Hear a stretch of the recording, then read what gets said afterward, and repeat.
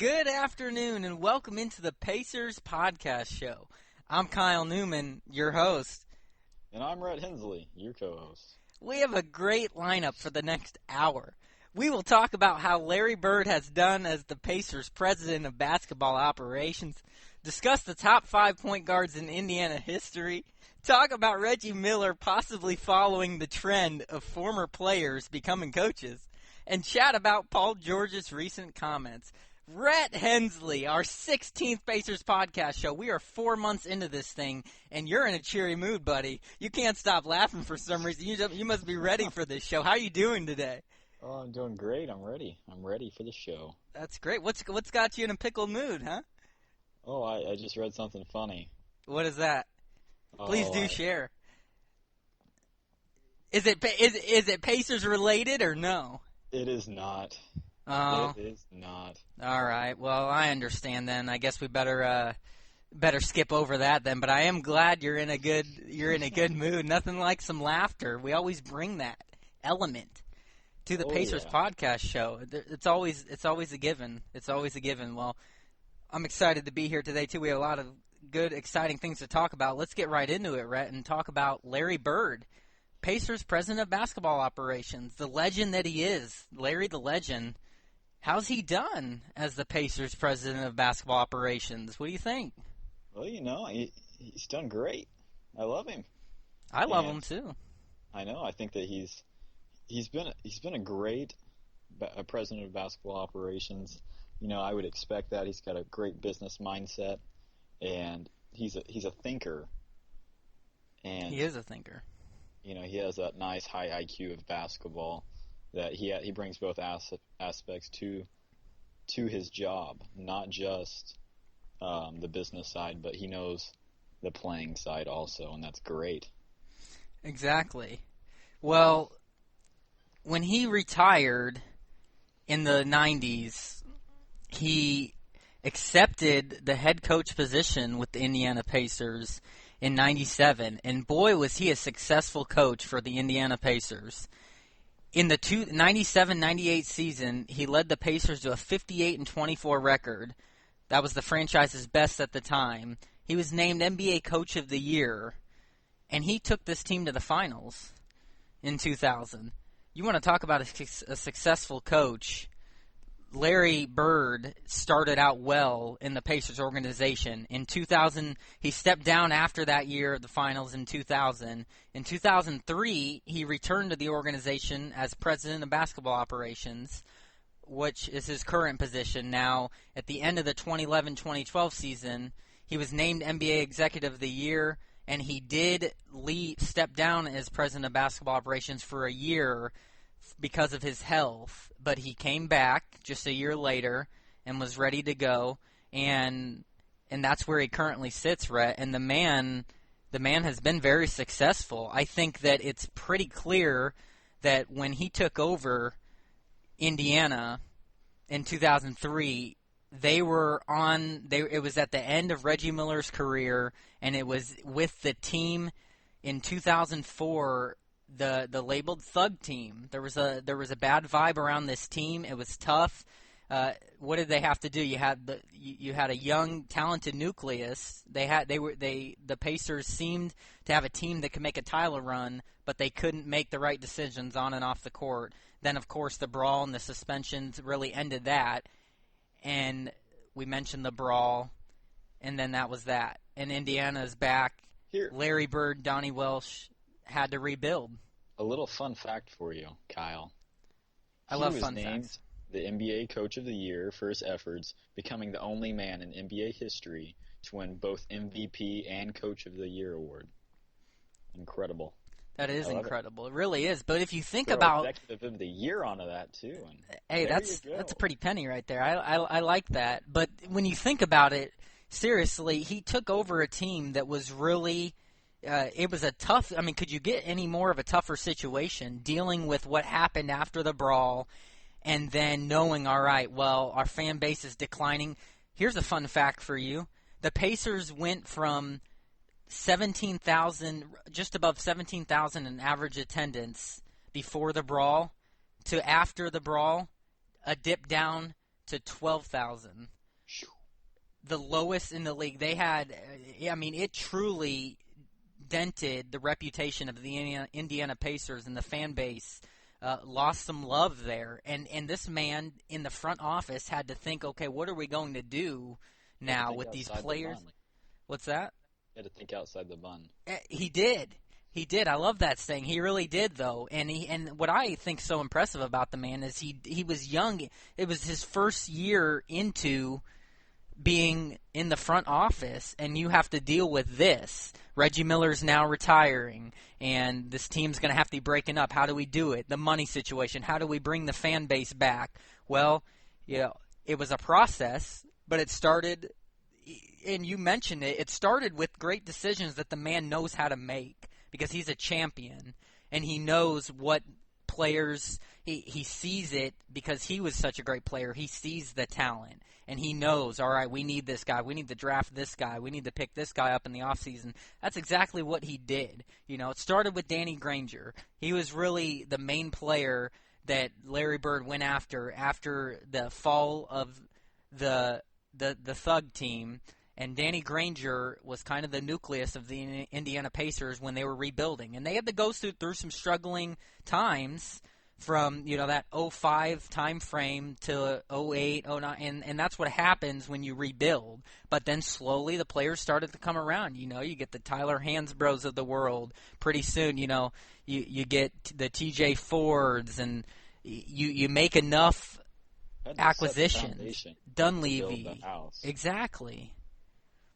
Exactly. That's what you have to do, and that's what he did. And I'm impressed with what he has done so far. And maybe the most impressive move, the thing that he has done is getting the right head coach in there at the same time that he got our today's superstar in Paul George.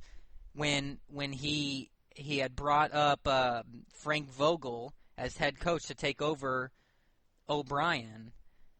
Jim O'Brien, and that was a big move for Indiana, and Larry Bird saw that, and look how Frank Vogel's turned out, and that's when it really turned around, and that's where he built this team today into the title contenders, minus this last season when Paul George went down and Lance Stevenson was out. He built Indiana into the title contenders that they are, and it was because, I think, of that move from Jim O'Brien to Frank Vogel, and then the draft picks, the Paul George, the Lance Stevensons. You bring George Hill in, David West, Roy Hibbert was being established, and then the core was built in this decade. That is what is impressive about Larry Bird, and Rhett, I see it continuing. I see the success continuing with this man. What do you think? I agree. He saw Lance Stevenson's potential, Paul George's potential, Danny Granger's potential. He's brought some great players in. As I've said, he has that great business mindset, and he's one of the best executives the Pacers will ever have. I agree, and so now this begs the next question here I wanted to throw out at you. We know that he's currently the president of basketball operations, doing a great job. Draft included, off-season, no matter what, the relationship with the guys, even though it seems like the man never smiles at a game. And if you looked at him, you might think, wow, how's his chemistry with the team and all? Is he ever really happy? He is, and it's shown with the success. But what'll really make him happy is when this team gets over the hump and gets that first championship in the NBA. That's what that I think will really shine and stand out in his mind, as will all Pacers fans. But I wanted to ask you, Rhett, do you see him staying as president of basketball operations, or do you see him possibly going back to a coaching career because he was successful with the Pacers? What do you think down the line here? No, sir. He's going to stay president of basketball operations until he retires, and then he'll be laying on a beach somewhere, not smiling.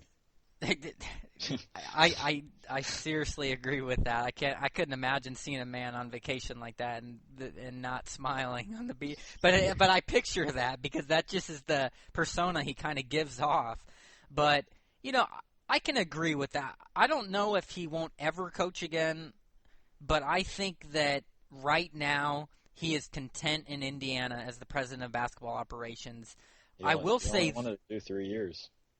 yeah, exactly. I mean, he built what they are today. The question is, I think that he has that end goal in mind of getting this team a championship. He's worked so hard to build this core to not lose that. I will say that I think that the day he would leave this organization as president of basketball operations or maybe retire from the NBA in general would be maybe if this team just cannot get together. If it falls apart and it gets to a rebuilding mode again, maybe that's when he would say, I gave it a great try, but my tenure's up here. I'm getting older.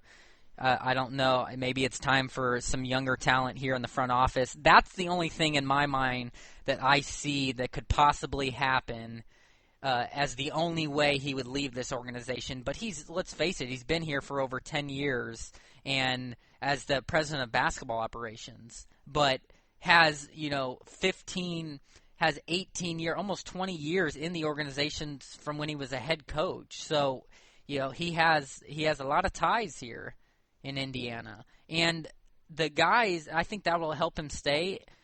And the guys on the team respect the man.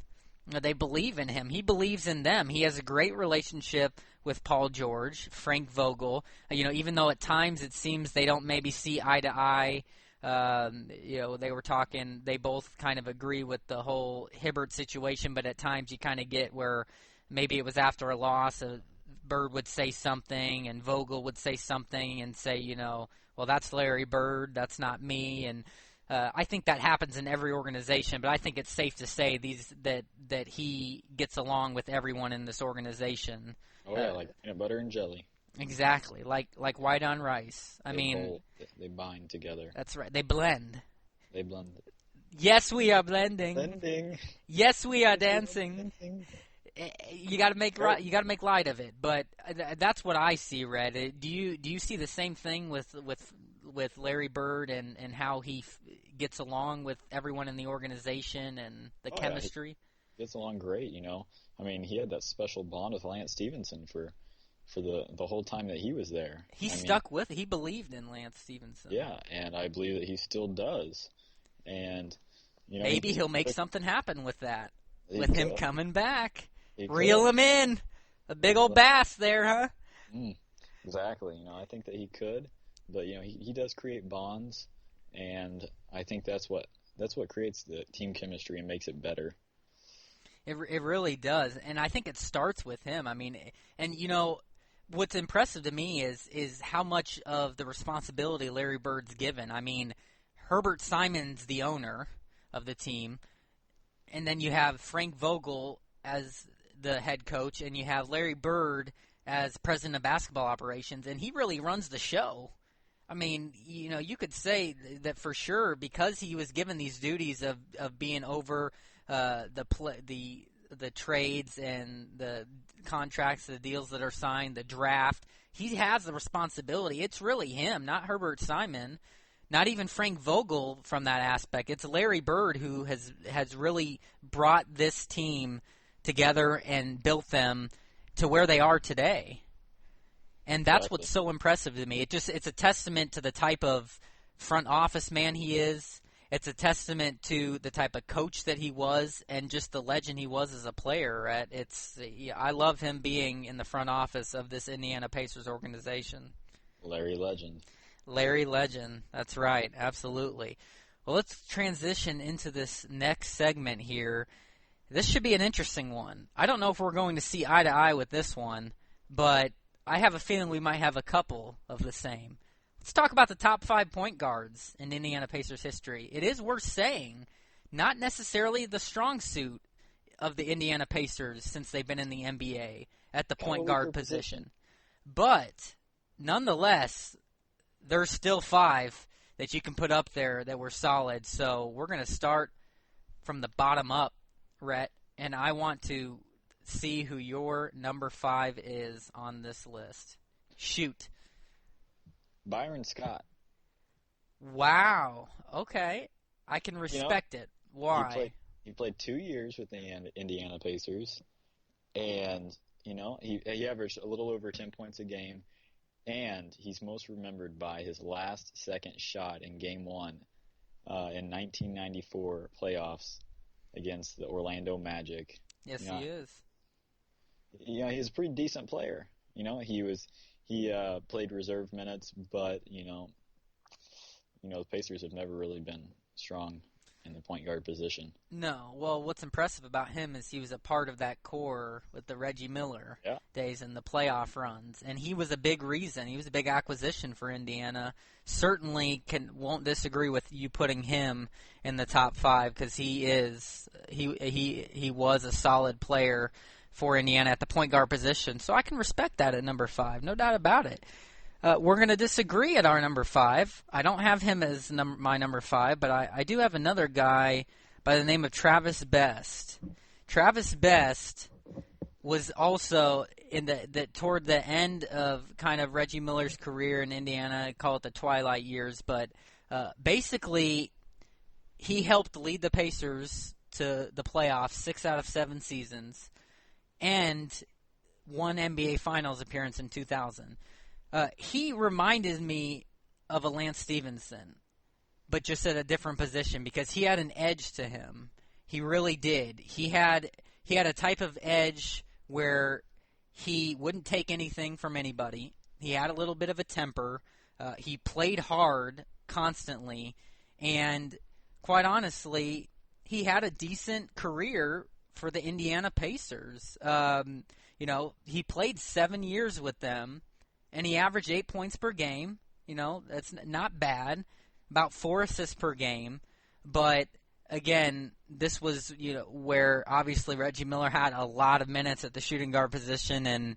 And so you took what you got with him. But he had an edge. He scored enough. And I do believe that they may not have had a playoff run like they had without Travis Best with Reggie Miller at that time. Solid point guard, 7 years with Indiana. Not bad if you ask me. I like the loyalty there. So I definitely would put Travis Best as my number 5. No question.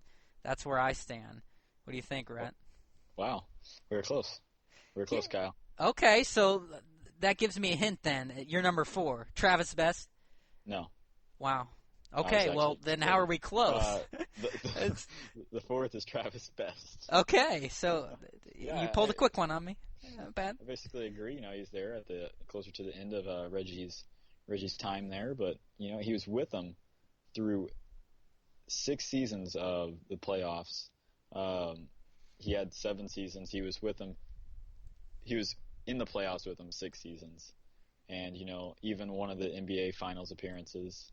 So, he, as you said, 8 points a game. That's not a ton of points, but it's not just what you score, it's how you bring it to the game. And defensively, a good defender for a point guard because he was aggressive and relentless. Yes. And that is key for a team, especially at the point guard position where we talk about it's not always been the strong suit for the Indiana Pacers. And I liked the comparison with Lance Stevenson. I had to give a Lance shout out. It's true. They were feisty. They were feisty. He definitely. I see Reggie Miller is a guy. There's a great picture of him in the great pinstripe uniforms that I love, where he's talking into his ear, and you can see the fierce, the competitive face that Travis Best has, and that reminds me of kind of how Paul George would be in the ear of Lance Stevenson. That you had that other superstar mentor, but you had that close relationship.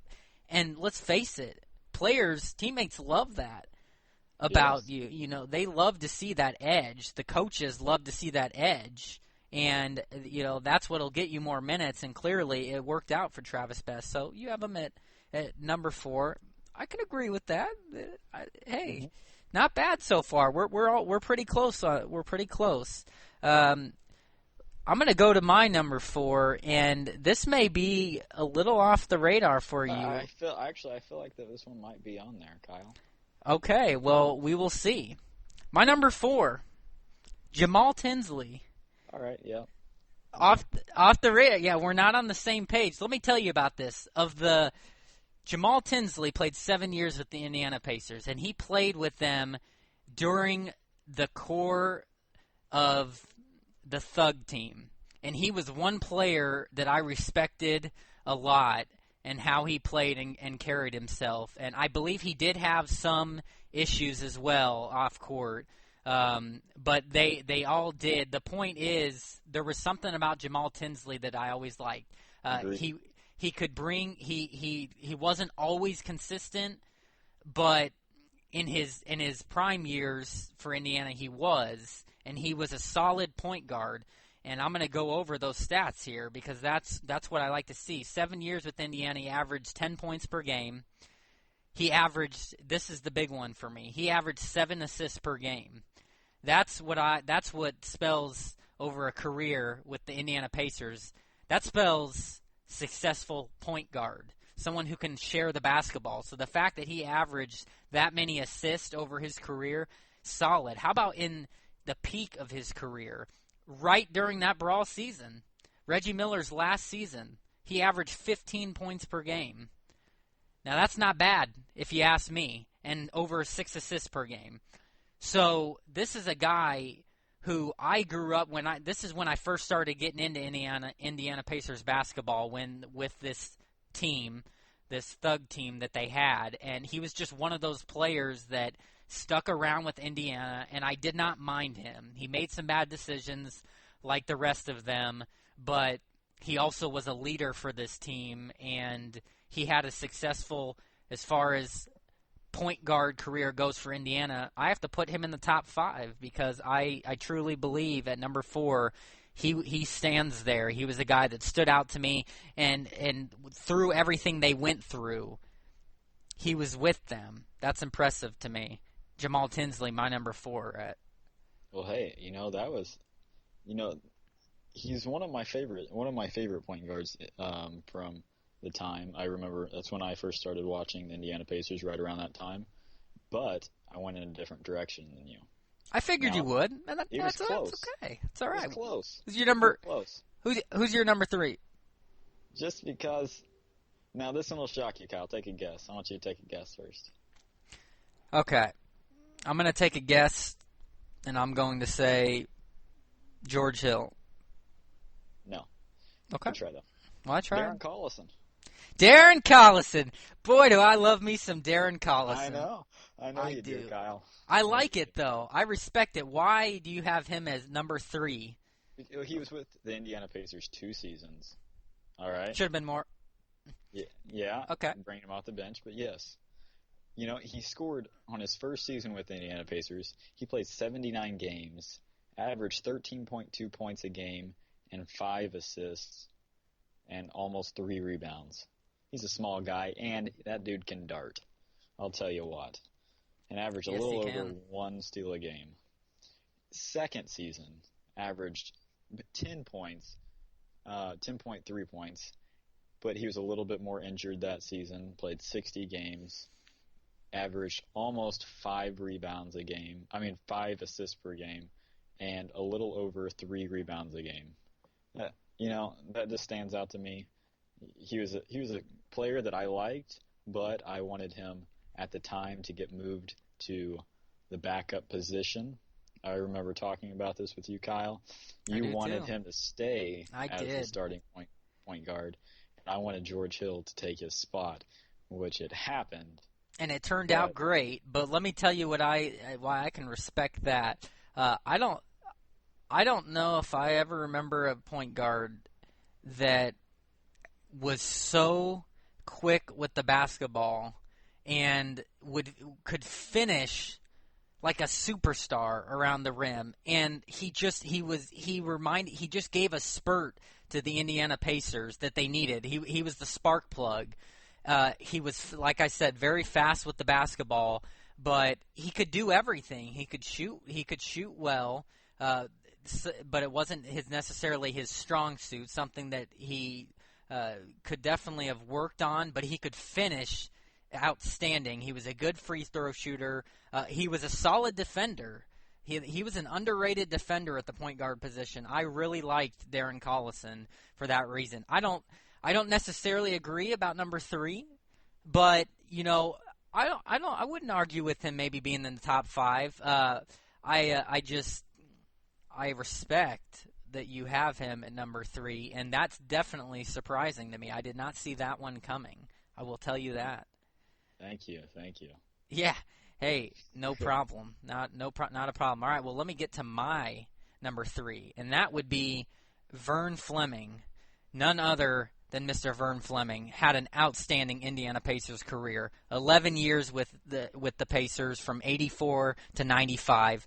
He was through it all. The rough times of Indiana as they were still trying to adjust being into the NBA, and then into Reggie Miller's time as a Pacer, and they got to go together. This man averaged 11, almost 12 points per game for the Pacers, 5 assists per game, and at the peak of his career, he had 4 seasons where he averaged 14 points per game.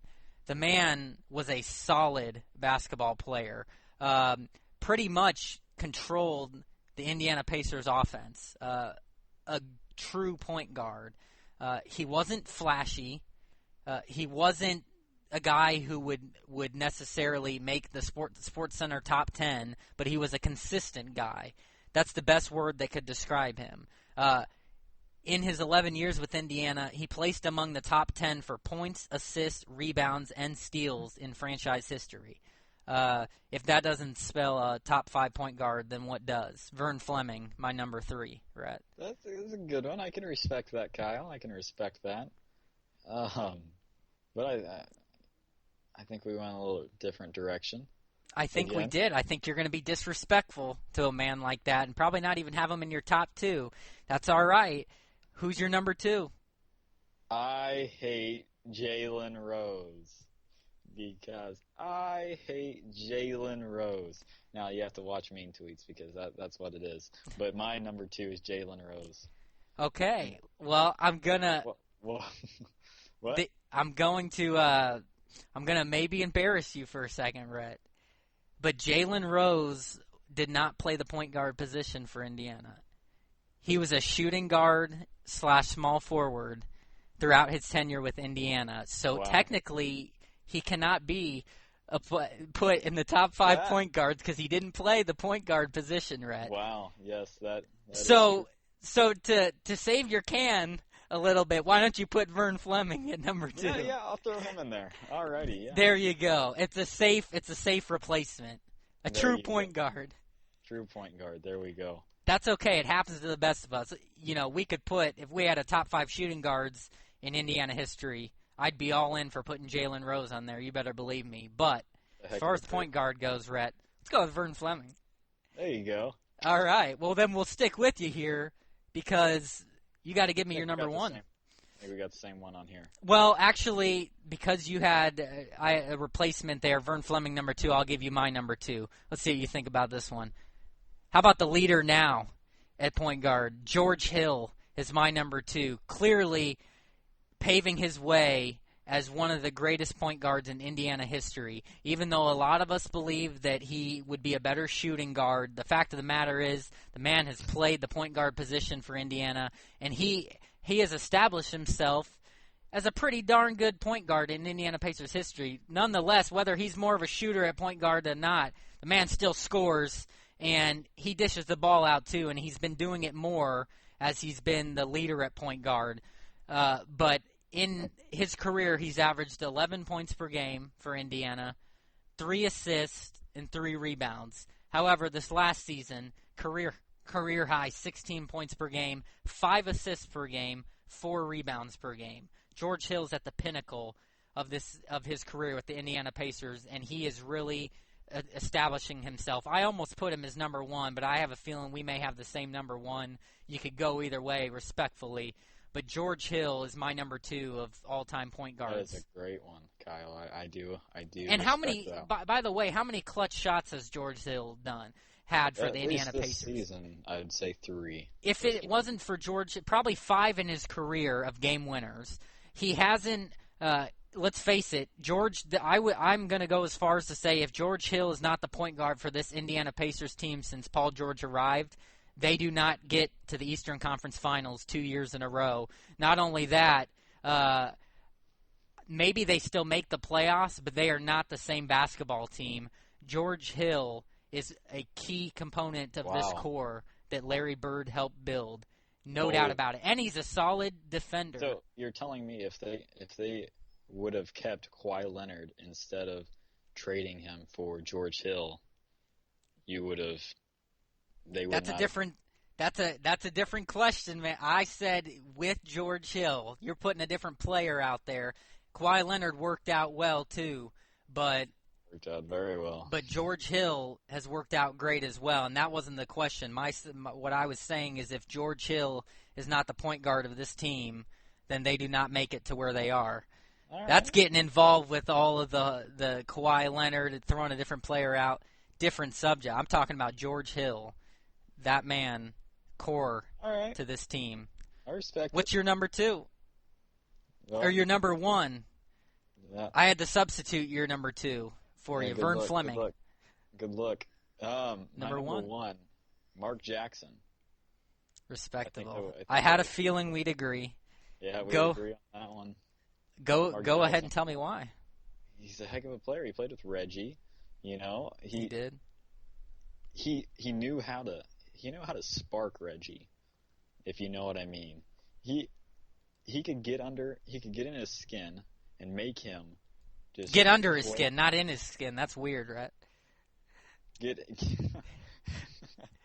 yeah, he could get in Reggie and just get in his mind and make him just play.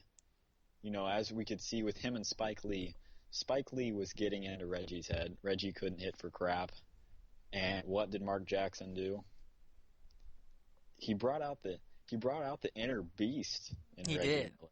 He had And- an edge as well. Yes. And not only just that, but he averaged 8.4 points and 8.1 assists per game. Solid. He saw 4 Eastern Conference Finals and an NBA Finals with the Indiana Pacers, and is currently 4th on the all-time assist board. So, you know, he's Solid. a heck of a player, and, you know, he should be a heck of a coach, too, but nobody's nice to him. Hey, we'll be able to get to that here in this next segment. But Exactly. you're right. We agree. We can wrap it up with that. Mark Jackson, my number one as well. Pretty clear, the stats that you just got done mentioning. He was a beast with the basketball, dishing it out, a solid scorer. He was clutch, and he had an edge to him that everybody, including Reggie Miller on that team, loved. And I would go as far as to say, you know, that acquisition of bringing Mark Jackson in, that Indiana Pacers team would not have gone to the NBA Finals, would not have could agree with that. gone to the deep into the playoffs each year without Mark Jackson with Reggie Miller. So there's no doubt about it. Number one point guard in Indiana Pacers history, Mark Jackson. We both agree on that. There's our top 5, Rhett. Just like that. Exactly. I think that's my top 4, but Yeah, well, you had 5. I had to help you out with the 5th one there. Vern Fleming at number 2. Disrespectful man, and getting a point guard and a shooting guard confused. How dare you? I Jalen know. Rose. I'm so sorry. Hey, they're still The- guards. What can yeah. I say? Hey, different position, nonetheless. Top 5 is in the books, Rhett. We agreed. We had most in agreement there. A couple agreed and disagrees, but that's okay. That happens. Solid list. Let's get into this next segment here, Rhett. This will be a juicy one, to say the least. We're going to talk about Reggie Miller possibly following the trend of former players becoming coaches. I'm going to start with you. Will it happen? I would like to see it happen. There was talk. There's a few difference years ago. between like to see it and will it happen. Will it happen? I think that potentially it could happen. And You just won't. You are beating around the bush, brother. oh man, Oh. I mean I have to. I can't speak for him, but there was talk a few years ago about him moving into an assistant coaching position. But heck, skip assistant coach, go straight for the bag of beans and be the coach. You know, that I could see him later if Frank Vogel ends up moving on, Reggie coming in and filling the spot. And I think that he would like that. and he would be a heck of a coach. The type of coach that he would be is more like a Steve Kerr. I will get into more of Steve Kerr in a few minutes, but he would need to be somewhere where they're a shooting team, like the Warriors. I agree with that. Let me put it this way: will Reggie Miller ever be a coach? Yes. Will it be at the NBA level? Possibly. Will he ever be the coach for the Indiana Pacers? Maybe. And I agree with your line of reasoning. It would follow Frank Vogel, and I can see it happening because of the ties to the Indiana Pacers. He is the one and only loyal Reggie Miller to this organization. Everybody loves him. They would embrace it. Can you imagine him being named the head coach? I mean, that would be right up there with Larry Bird being the head coach of the Pacers. And I'm going to get to that in a second, who was successful. But we're talking about another superstar and the greatest of all time in Indiana Pacers history becoming their head coach. You don't think that he knows a little bit about talent? Especially the shooting guards. You don't think that Reggie Miller could coach this team to maybe where they are now? I would love to see Reggie Miller as the head coach of the Indiana Pacers. I'd love to see him as a head coach, not for the Miami Heat or for the Bulls or the Cavs or the Pistons, but I would love to see him as a head coach because I think he deserves it. Not only is he a great broadcaster, he has a great job right now, and he does great at it. But you just kind of get that sense, kind of like with Mark Jackson, who we'll also get to, who kind of got screwed out of his position in Golden State. Turned out well for them, but for Mark Jackson, who's doing great as a broadcaster as well, you're talking about great players in the past who were successful coaches. I think Reggie Miller would be one of those players to coaches. Exactly. And you mentioned it. A couple years ago, there was talk when where he's at currently with TNT, he was asked about potentially getting a front office job with Indiana, and here's what he had to say about it. A reporter asked him a question. You have the life of luxury. You work 1 day a week during the regular season, but how much do you think about running a team in the front office, especially Indiana?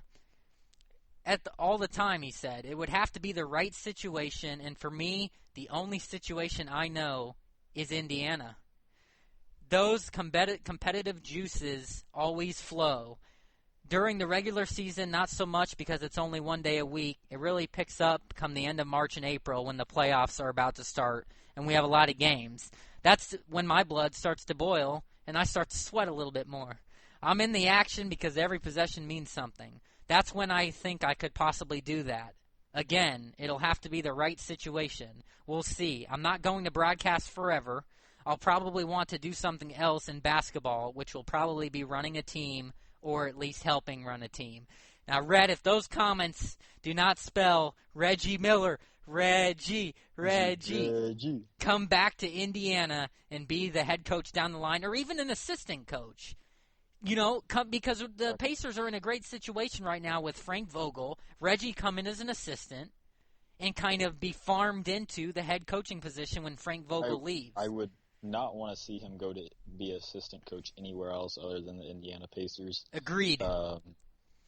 Now, because I think that he could get a head coaching position anywhere else, but I think that him coming in as an assistant coach to Frank Vogel, that could be pretty nasty. It could. And here's the thing about it. Like I said, I see it happening as a coach someday. You know, whether he starts at college, then to the NBA, or he goes to the NBA first, assistant at the Pacers, or head coach down the line at Indiana. I see it happening, and I want to see it happen. Because I think he would be a great coach, as we both have mentioned. And the insight that he has into the game, the ties to the Indiana Pacers organization. I mean, you don't think that players would just be interested to come to Indiana with Reggie Miller as the head coach? I mean, that adds a competitive edge right there. And I think the talent could pour in. I think draft-wise, players would want to go to the Indiana Pacers. You have Reggie Miller as the head coach. I would love to see it, Rhett. And and I could see the trend happening down the line. Now, I don't know how far. Would it be when Frank Vogel's time is kind of running out and this Pacers team is back to rebuilding again? Now it's Reggie's time. I don't know, maybe, but I would like to see it happen nonetheless. And I mentioned a guy earlier. We'll get into some other coaches. You mentioned the Warriors head coach, Steve Kerr, but I'm going to mention Larry Bird really quick, who, again, for the Indiana Pacers, coached them 97, 98, 99, led them to a 147-67 overall record, 32-20 in the playoffs. Not too shabby, if you ask me, Rhett. And that was a legend. And 3 years still. So Reggie Miller, how long would he come in? Would 3 years be it for him? Would he be one of the coaches? Because there's been several great players that have become coaches and not panned out. I don't think Reggie would be one of those. I think he'd be like a Larry Bird. What do you think? Yeah, I mean, he would. I could see him being a Larry Bird, or even a Doc Rivers. But I put him way over Doc Rivers as a player. So, I think that he'd pan out, and he would be one of those that's not a bust when it comes to coaches. Agreed. And boy, do I want to see it. Agreed. I absolutely agree with that. I will mention. I'll let you go ahead and talk about Steve Kerr, and then I'll just mention some current coaches that were also players and have been doing pretty well so far. Talk about Steve Kerr, Rhett. Here's where I think Steve Kerr got into a right position at the right time, especially with the firing of Mark Jackson. Now, I'm going to put a very bold statement out there. Bold's good. I like bold. Steve Kerr, actually, let me back that up. Mark Jackson could do the exact same thing Steve Kerr has done this year. He would be in the NBA Finals this year if they had kept him. I see no change in what they did. If Steve Kerr went and played or coached for any other team, how would that happen? How would that go? He got in with a great team that is pretty well stacked. Yeah, it was established. Now, he's done a great job. There's no doubt about that. The former great player he was brought also that great intensity and insight to that Golden State team that everyone respects him. He's done a great job. I don't disagree with that, though. Mark Jackson was a great coach.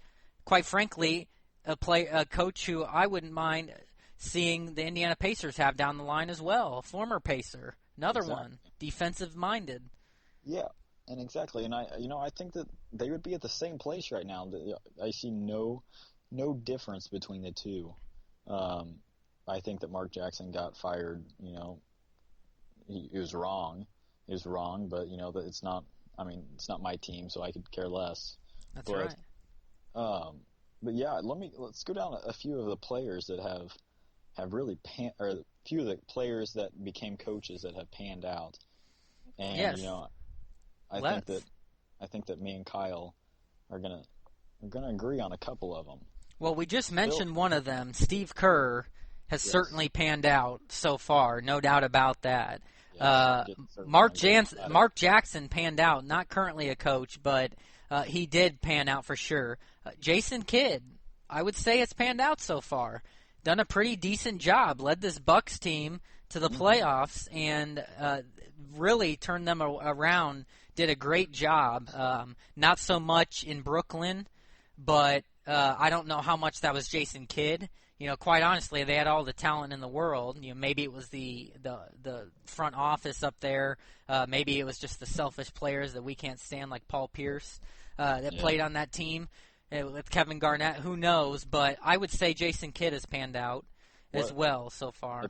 Opinion on Derek Fisher's? Derek Fisher, I don't know if he's had enough time yet. I think it's a little too early. I think that it surprised me when he was going to become a head coach, the champion that he is, and he is a champion, the 5-time champion. I don't know how good of a coach he'll be. Obviously came in a bad situation with the Knicks, to say the least. So you've got to feel for him in that aspect. Yeah. What can he do? How can he turn it around? You've got Phil Jackson at the helm now.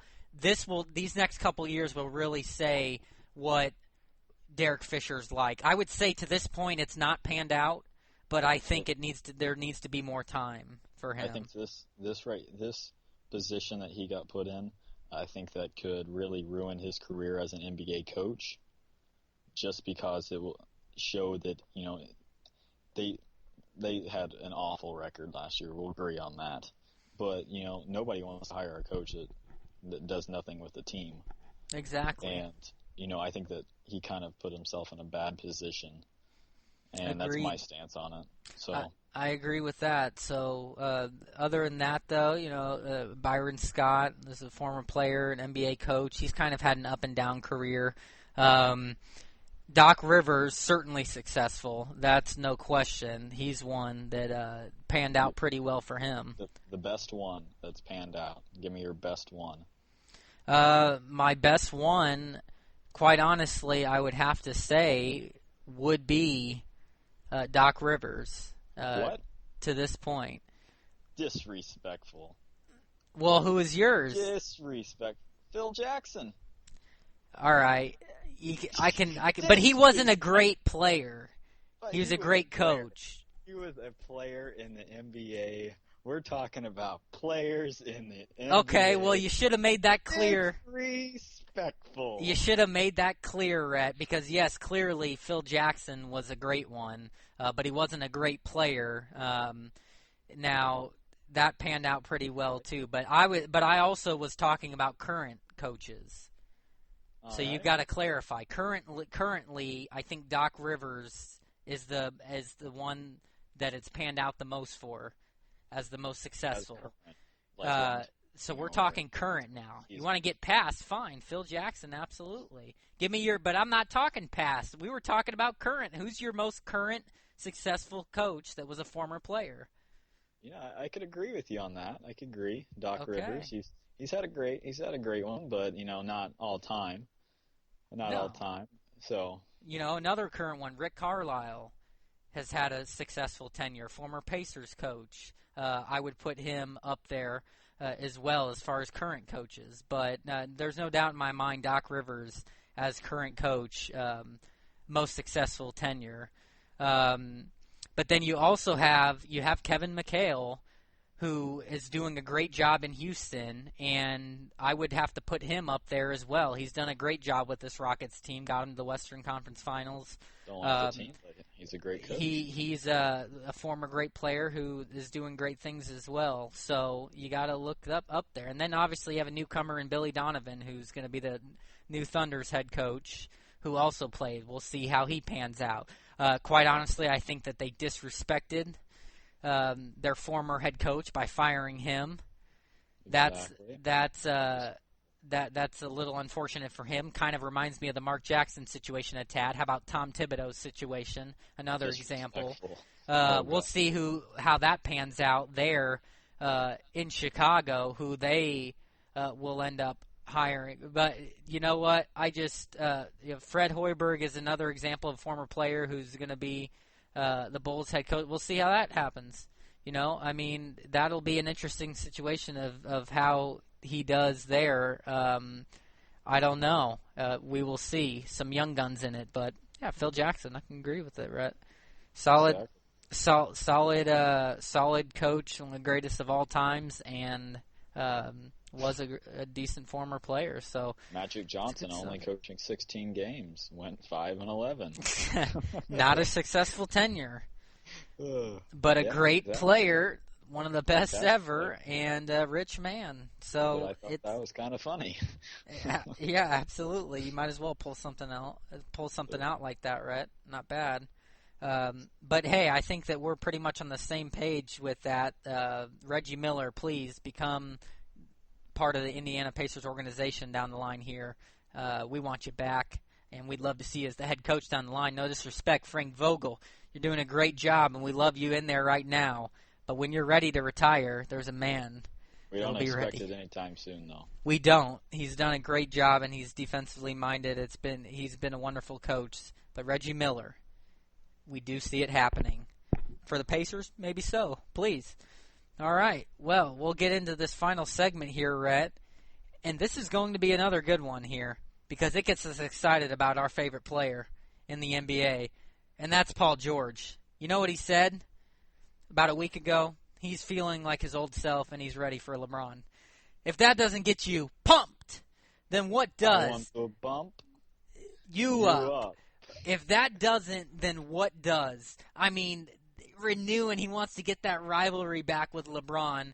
It's unbelievable. And he said, you know, this came after a charity softball game, which was very entertaining and quite the Twitter reaction from that a week ago. But he was talked about it, basically said that he had an hour-long workout, and he impressed Frank Vogel after it. Basically said he was feeling like his old self and ready to face his biggest rival.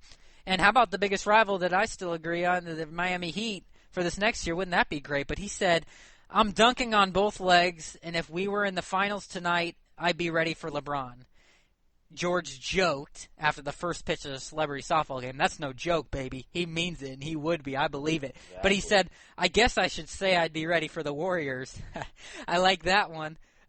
But basically, it's been a long road of recovery for Paul George, and he came back this year, Rhett. Didn't look like his old self, but showed some signs, made his first jump shot back into the game against their biggest rival, the Miami Heat. Can't wait for that next season. But basically, to hear comments like these makes you want the season to start tomorrow. That's incredible. What do you think about these comments, Paul George? He's his old self. He's ready for LeBron. You know, I saw somebody on the team said he's about 90 to 95%, 90 to 95% back. But hey, Paul George says he's 100%, and he's ready, and he's dunking again. And that's encouraging. I know, and that's something that's going to continue happening. I expect him to be on full cylinders next year. But I do expect he needs to be working on both of his legs. He does. Just so we do not have any calf issues, not overwork his other leg. Absolutely. I agree with that. Basically, Frank Vogel said he looks really good. Obviously, he was back and healthy enough to play last season, and now he's taken another step. We're encouraged with what he's been able to do. Basically, this is nothing but encouraging. Paul George, when you look back at the season that he had this past year when he did make a debut for a few games, let's face it, he played in 6. He averaged almost 9 points per game.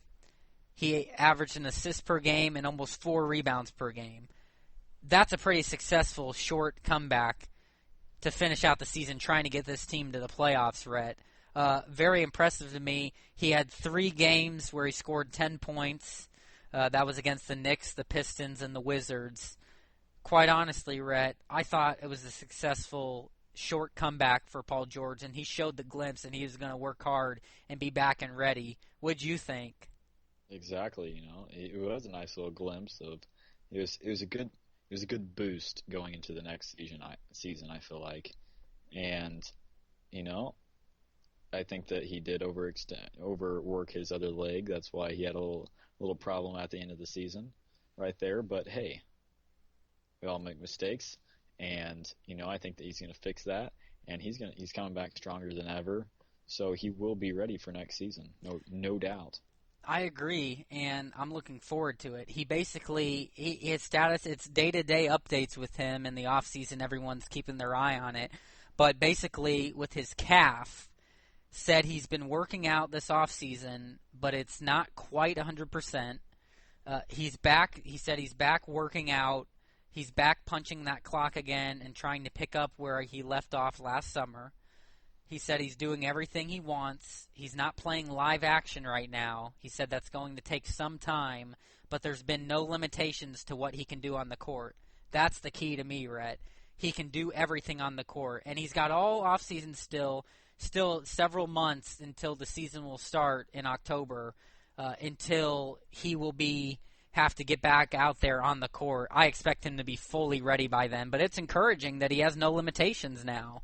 And really, you'd have to think that the calf's more concerning than his bone that tore in half in his leg because, that was the injury. He heard a pop in the final game against the Grizzlies. He said he feared it was awful, but it was not the same injury. This was the calf.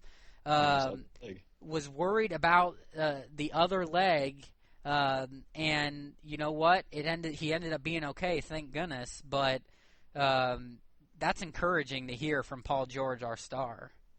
Exactly, it is. So what do you see? What do you see him?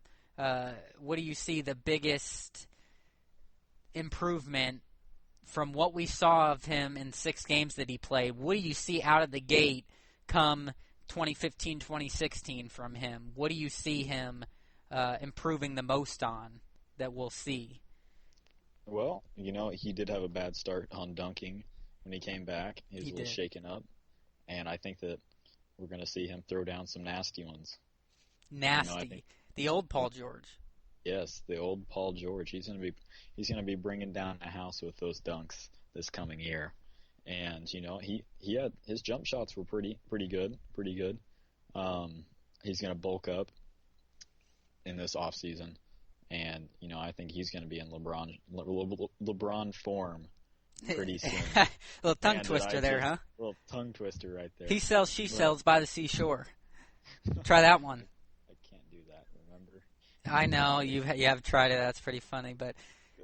In all seriousness, though, he really will, and maybe this can be a segment for next week's show as we talk about the change that they're going to have, but Paul George is going to have another big adjustment to work on this offseason because the Pacers looking to go small means that Paul George is going to be seeing a lot more at the 4, and that will be an interesting adjustment, something that maybe we will talk about on next week's show to see how that will work with him transitioning to that on top of just getting back to his game.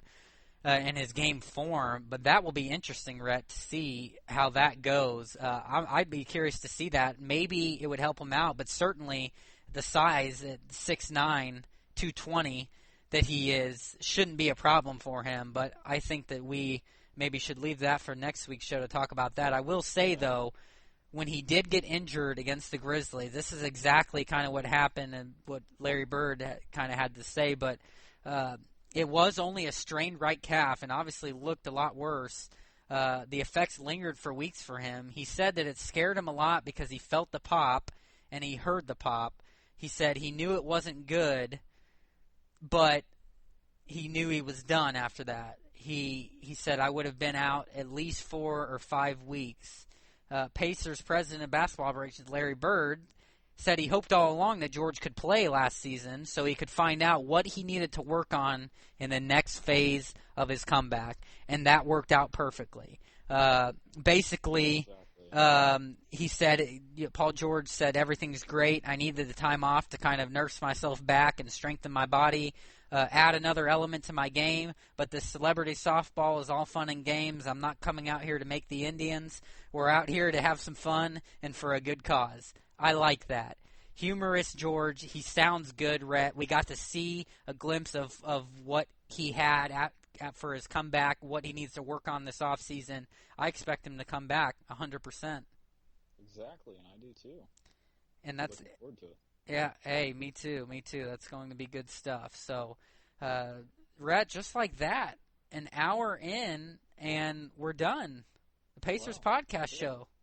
Quick. Goes by fast when you're talking sports and having good times and laughing, isn't it? Doesn't it? Exactly. Hey, exactly. One of our favorite words is exactly. It's to the point, Rhett. Exactly. It gets to the point. Yeah, see? My point. Exactly. Oh, I love it. Well, that is all that we have for today's show. To recap what we talked about how Larry Bird has done as the Pacers president of basketball operations. We discussed the top 5 point guards in Indiana history. We talked about Reggie Miller possibly following the trend of former players becoming coaches. And we chatted about Paul George's recent comments. Rhett, that's it. Everyone, that's all we have for today. Thank you for tuning into our show. Feel free to leave any comments. Tweet and retweet the show at Kyle M. Newman, at Rhett Hensley, and at Indiana Pacers Talk. please give us comments. We want to engage. We want to talk about it on the show. Talk to us, everyone. We will be back at it next Wednesday by 8 Eastern Time. I'm Kyle Newman. And I'm Reggie Miller. Oh, never mind. I'm Rhett Hensley. He only wishes. You all have a good night, and go Pacers. Go Pacers.